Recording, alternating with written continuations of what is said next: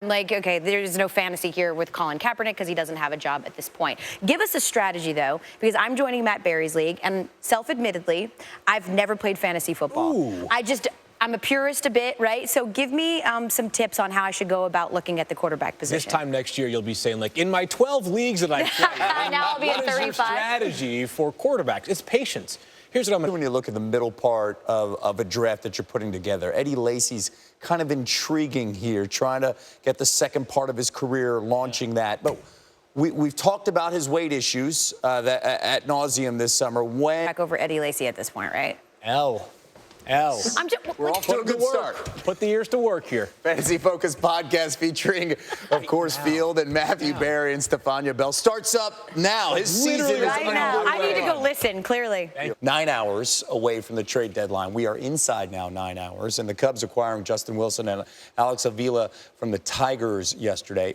What are your expectations on how busy today is going to be? Well, it's going to be... Wouldn't have laughed just simply because that's a joke that's about 2 years late. But, you know, nonetheless, someone laughed, even if it was the person that told the joke. Yes. I do it all the time. I was hoping when I heard that Linda Cohn was throwing out the first pitch that she wouldn't end up on a not top play.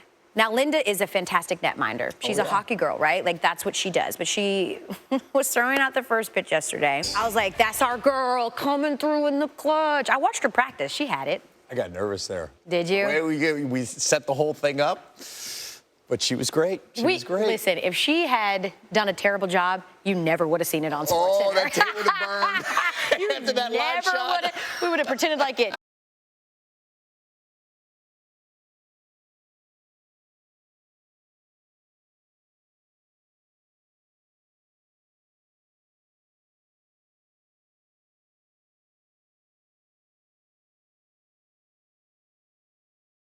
Not a lot of, big boppers we've seen through the years in Mike Schmidt and Alex Rodriguez, but not a lot of consistency when it comes to hitting long-term in your career. Yeah, not a lot of love for the hot corner, which was, I like to bring up my career as a high school baseball star. Oh, yeah? Playing third base? Playing the hot corner. Yes. I peaked in my senior year in high school. However, I know that it's a very difficult position to play, right? And there's just a few people who are actually in that. So 6 hours away from the trade deadline, so let's bring in MLB insider Tim Kirkjian. Tim, so the big names we're hearing, of course, it starts with pitching. Let's go through some of the names, starting with Sonny Gray. All right, Sonny Gray is out there, and he has staying with the Tigers with one warning. There are things going on right now. There's a conversation going on that we don't know about that could change everything for all three of these pitchers. That's what's so frustrating about this time of year is... You're not having...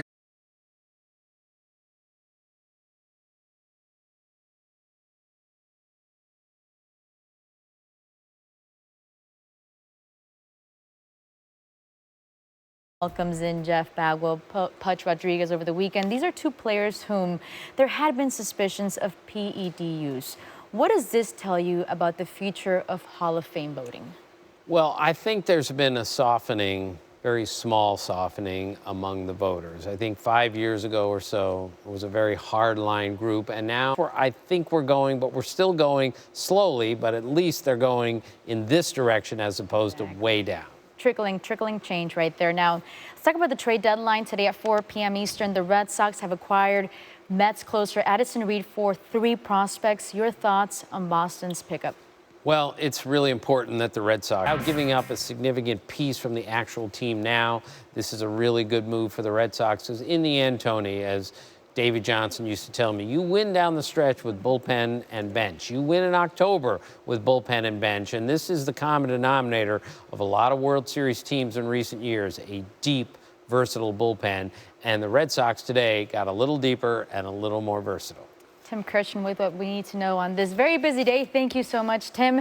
A reminder to everyone.